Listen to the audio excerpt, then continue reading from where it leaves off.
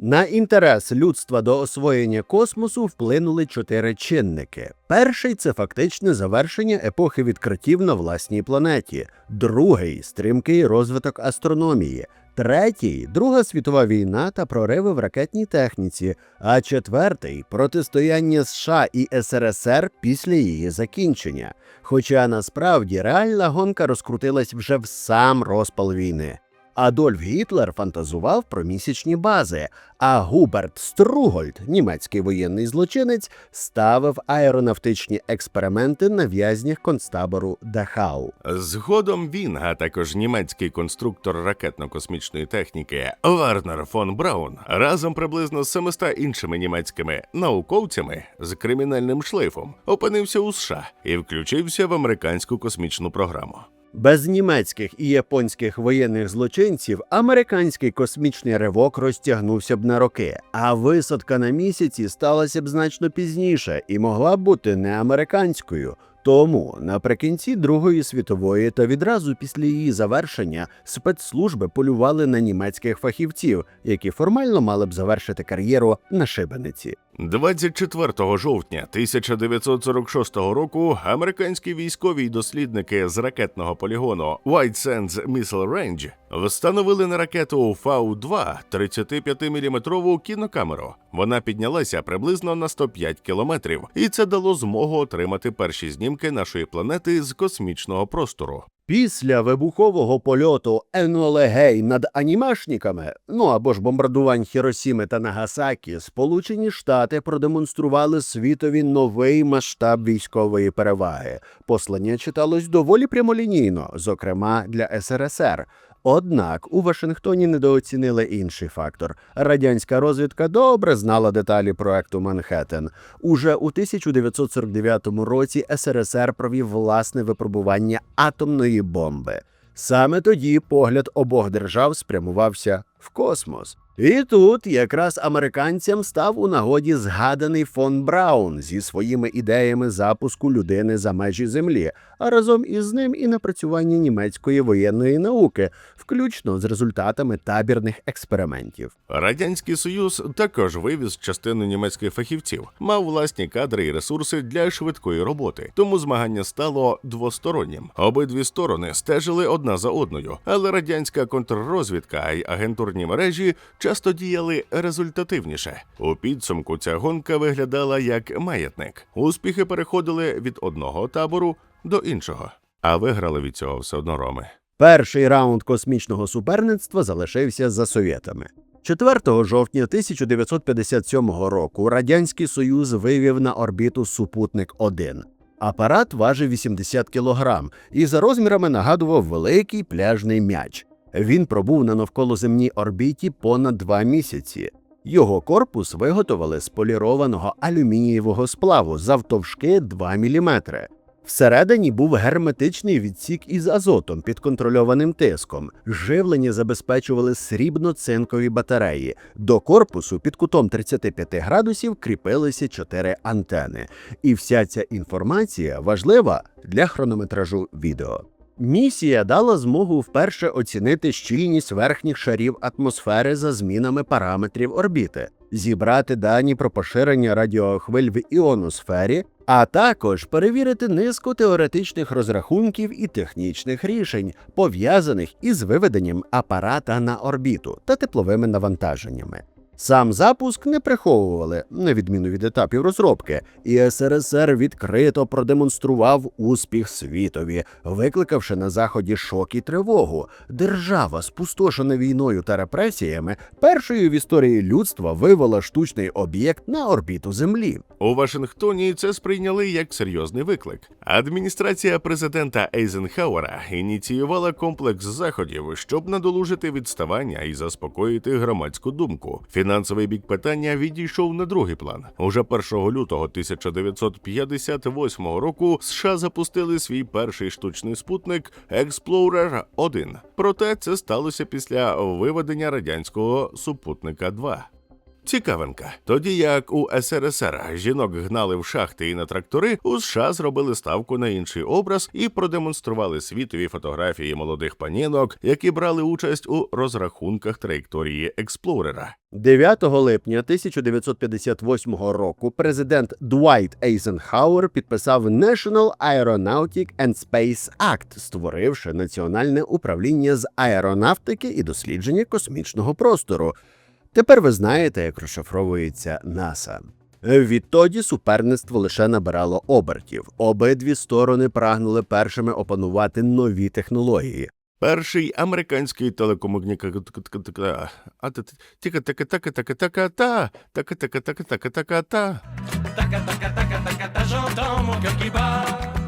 Перший американський телекомунікаційний супутник SCORE, запущений 18 грудня 1958 року, передав у космосі новорічне звернення президента Ейзенхауера до світу. Втім, невдовзі радянські досягнення знову привернули більше уваги. Першими тваринами, яких люди підняли в повітря, стали вівця, півень і качка. Їх помістили в аеростат, який 19 вересня 1783 року піднявся на 757 метрів і благополучно повернувся на землю. Жодна тварина в результаті експерименту не постраждала.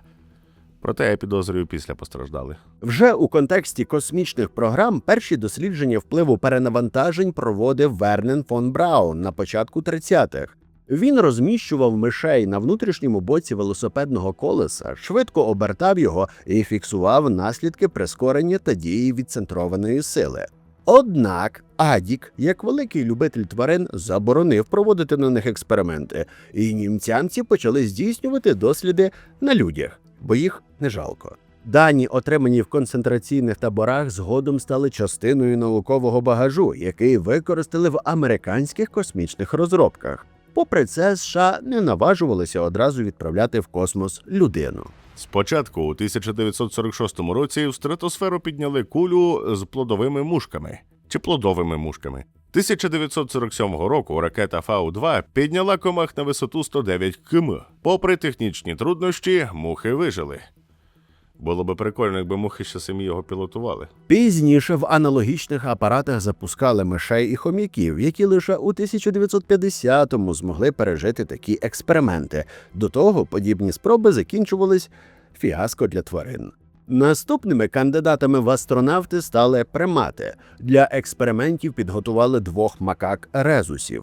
Одна втекла з лабораторії, інша на ім'я Альберт, розуміючи важливість своєї місії, залишилась. 11 червня 1948 року ракета Фау-2 з капсулою, у якій перебував Альберт, досягла 62 кілометрів. Хоч це ще не був космос, але Мавпук не пережив польоту.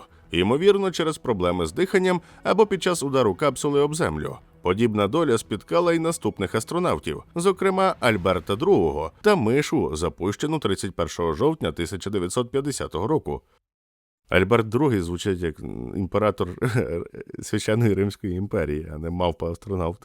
Лише 21 травня 1952 року експеримент завершився успіхом. Ракета з двома гавайськими макаками, Патрицією та Майком, і двома білими мишами піднялась на висоту 62 кілометрів. Тварин розмістили по-різному. Одну мавпу сидячи, іншу лежачи, щоб оцінити вплив перенавантаження залежно від позиції. Після 2-3 хвилин невагомості капсулу повернули на землю. Медичні обстеження не виявили відхилень. За тодішніми уявленнями цей політ вже вважався космічним, оскільки межу атмосфери визначали нижче, ніж сьогодні.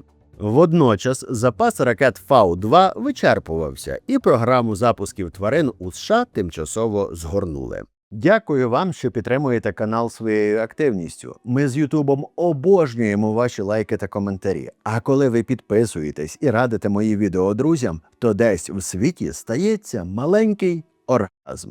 Для тих, хто бажає підтримати канал гривнею, ось тут і за посиланням в описі я залишаю банки, на які можна задонатити, а від 100 гривень отримати пікантне історичне відео в подарунок. Ось тут про демонічне кохання середньовічних відьом, а ось тут про любовні традиції наших предків-слов'ян, а в описі про любовні традиції католицьких священників. Дякую і продовжуємо. It's one small step for man, One giant leap for mankind. Наприкінці 40-х та на початку 50-х до подібних експериментів активно долучився і Радянський Союз. Совєтські дослідники обирали собак, вважаючи, що їх легше контролювати під час польоту. 15 серпня 1951 року ракета Р-1, запущена з полігону Капустин Яр, винесла на висоту 100 кілометрів двох собак – неполіткоректного цигана і дезика. Обидві тварини повернулися живими, ставши першими хребетними, які пережили ракетний політ. Ми ж з вами ракетний політ швидше за все не переживемо. Жарти про ядерну війну.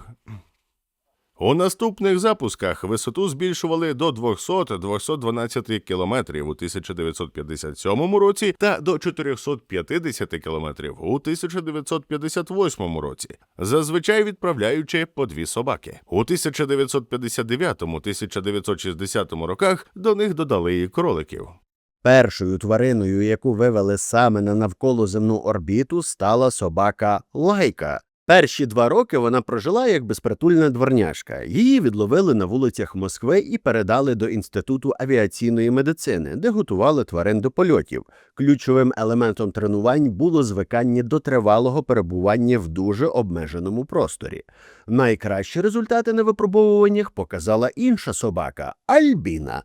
Однак у межах тодішньої службової дисципліни стався збій суто біологічного походження, а Альбіна спарувалася з одним із псів, що тренувалося разом з нею, і народила цуценят. Радянські науковці вирішили, що матір у дітей не забирають, тож кандидатку замінили і вибір остаточно зупинили на Лайці.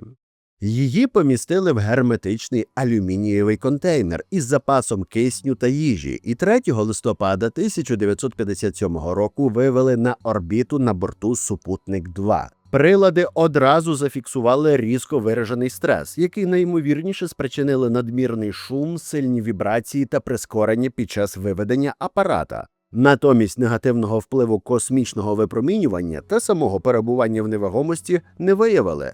Проте місія завершилась трагічно. Через технічну несправність систем супутника Лайка відправилась у собачий рай приблизно через 7 годин польоту від перегріву й стресу.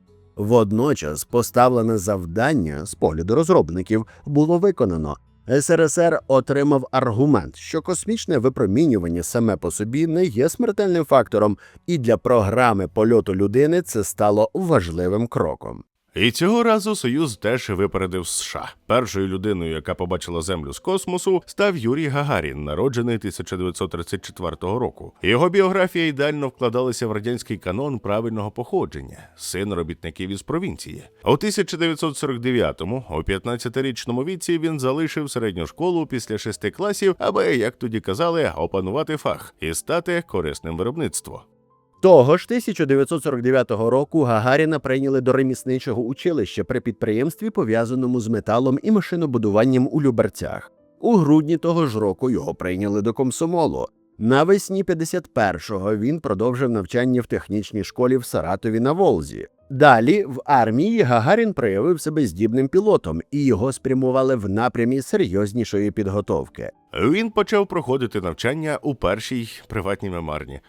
Він почав проходити навчання у першій військовій школі льотчиків імені Ворошилова в Чкалові на Уралі, у середовищі, де готували пілотів високого рівня. 26 березня 1957 року він виконав свій перший самостійний політ на реактивному Міг-15. 6 листопада закінчив училище з відмінною оцінкою і отримав звання лейтенанта. Але ж Савко Трочерів буде під цим відео.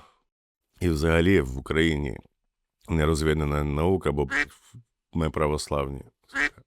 І взагалі в цьому не православні винні, а греко-католики. Уніати.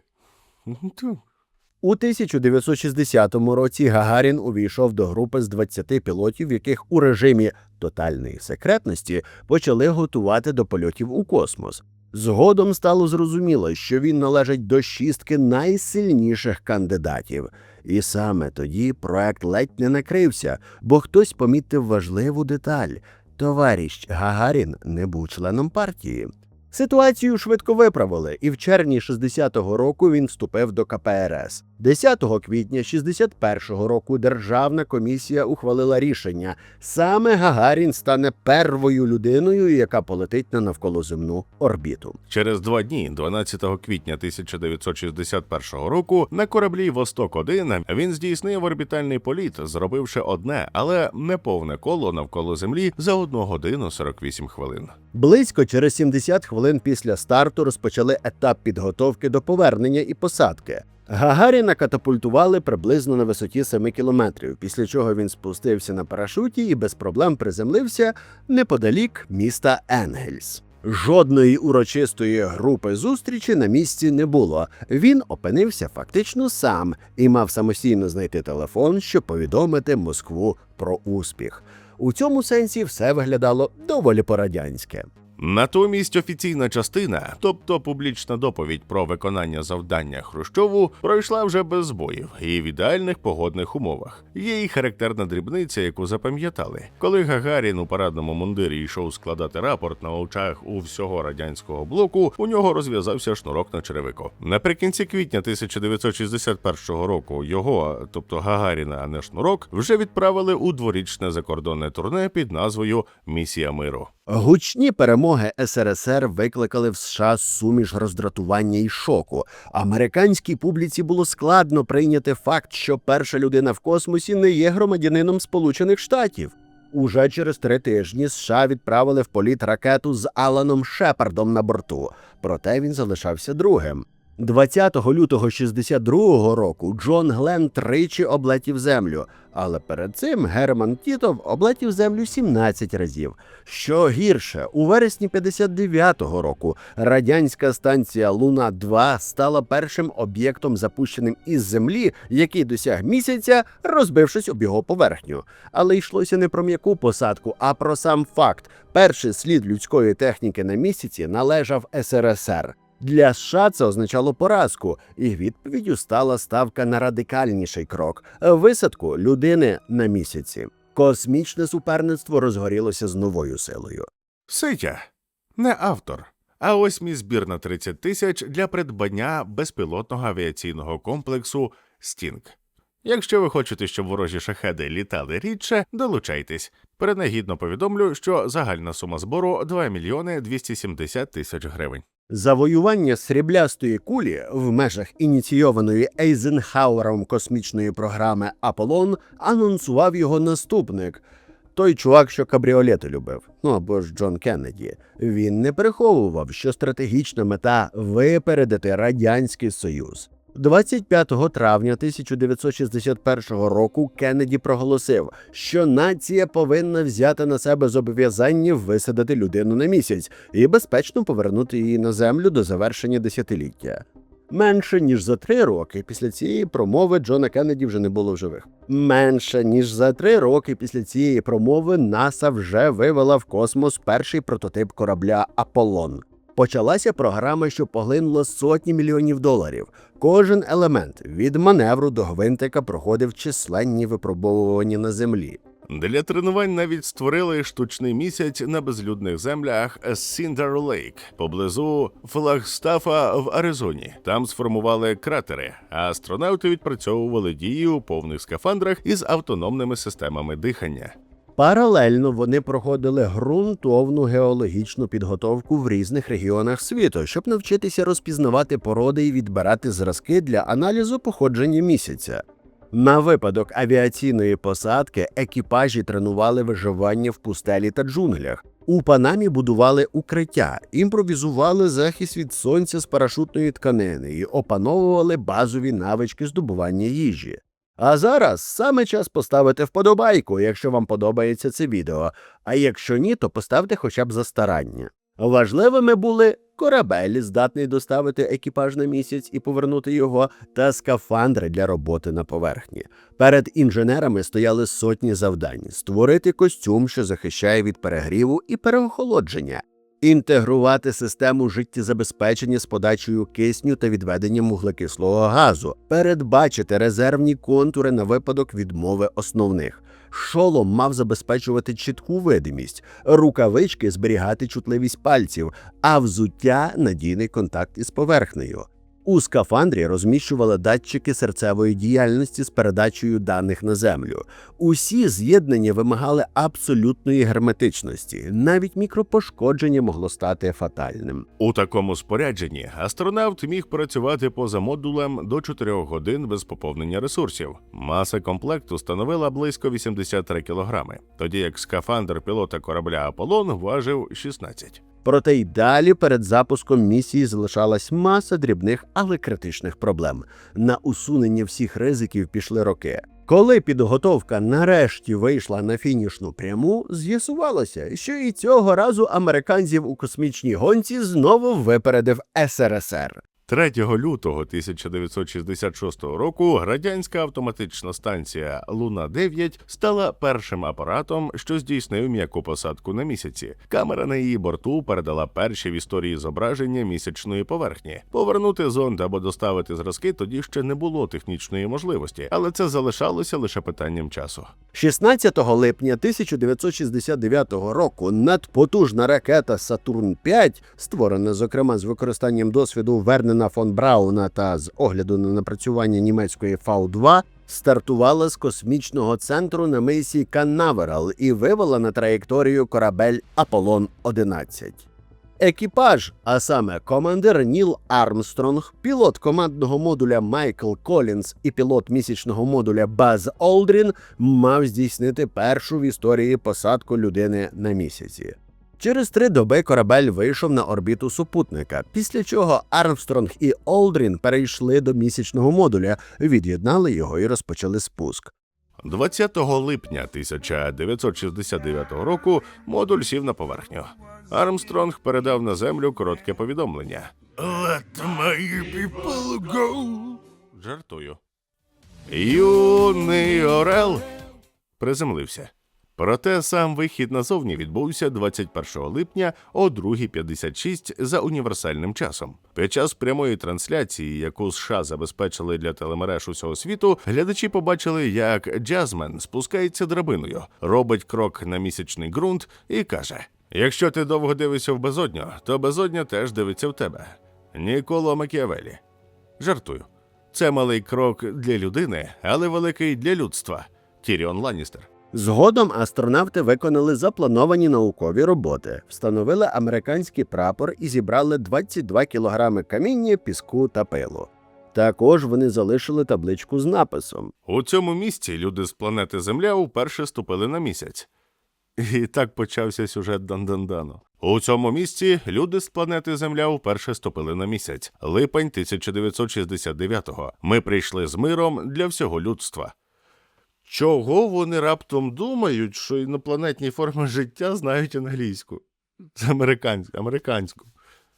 Написали б на мексиканській чи австралійській.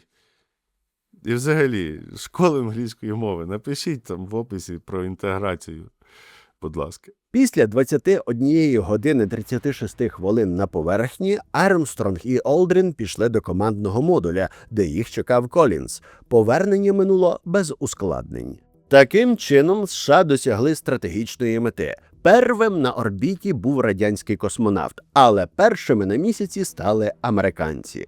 До 1972 року на місячну поверхню ступило загалом 12 осіб, всі громадяни США. Це вони так думають, тоді айс не було. Відтоді минуло понад півстоліття, і жодна людина більше не поверталась на місяць. Чому? НАСА пояснює. Брак політичного імпульсу та фінансування. Сьогодні фокус поступово зміщується з місяця на Марс. Під час виборчої кампанії Дональд Трамп обіцяв, що саме на Марсі він буде виганяти мексиканців. Під час виборчої кампанії Дональд Трамп обіцяв, що саме американець першим висадиться на червоній планеті, і якби не Байден, то війни не було б, і ще завдяки йому нарешті помириться Мандзюк і Гончаренко. Паралельно з космічним суперництвом відбувалося чимало подій, які вплинули на науку, медіа і навіть на те, як люди уявляють Землю у Всесвіті. Одним із таких символів стало перше кольорове фото планети з космосу. 24 грудня 1968 року астронавт Вільям Андерс під час місії Аполлон-8 зробив кадр, що увійшов в історію під назвою «Earth's Rise». На ньому видно схід Землі над місячним горизонтом. Знімки з космосу існували і раніше, але сам Earthrise вважають першим кольоровим фото, яке показало Землю як цілісну кулю. Взагалі-то ні, це НАСА зробили, щоб нас не їбать, що Земля кругла. Ще одна знакова історія сталася у 72-му році, коли з мису Канаверал стартувала міжпланетна станція Піонер-10.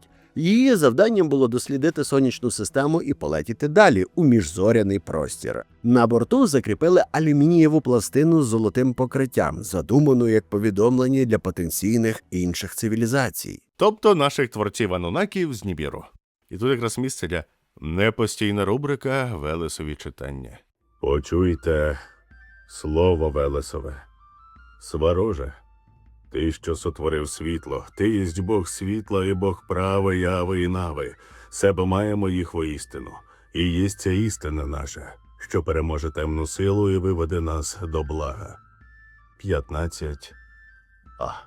Найпомітніший елемент цієї візитівки – це схематичні постаті чоловіка і жінки на тлі контуру апарата Піонер-10. Pioneer давно дістався меж сонячної системи. Понад 20 років немає відомостей, що з ним відбувається, але науковці сподіваються, що станція продовжує рух. А я думаю, де наша магнітола з гольфа ділась. Окрім наукових досягнень, космічна гонка вплинула й на інші сфери життя. У військовій площині головним бонусом стали супутники. Оскільки вони не порушували національний повітряний простір, їх можна було використовувати для отримання знімків ворожих об'єктів, що успішно ми робимо сьогодні. Економічно ці перегони були розкішшю на межі безумства. Витрати з'їдали бюджети, і для СРСР це поступово ставало токсичним навантаженням. Особливо контрастно це проявлялось за Рональда Рейгана, коли США оголосили програму зоряних війн «Strategic Defense Initiative». Задум полягав у створенні системи, здатної перехоплювати радянські ракети ще на космічній ділянці траєкторії з елементами, розміщеними на навколоземній орбіті.